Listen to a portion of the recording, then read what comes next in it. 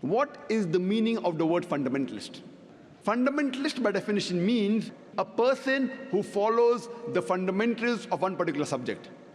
For example, if a mathematician wants to be a good mathematician, he should know, follow, and practice the fundamentals of maths.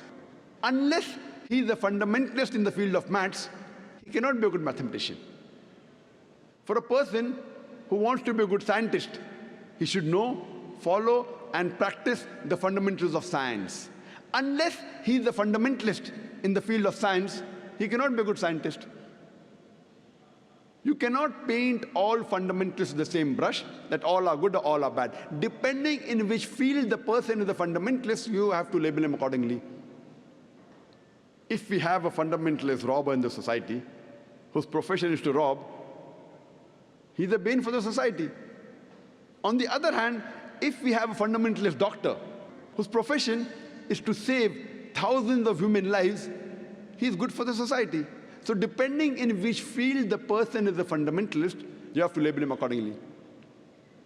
As far as I'm concerned, I am a fundamentalist Muslim, and I am proud to be a fundamentalist Muslim.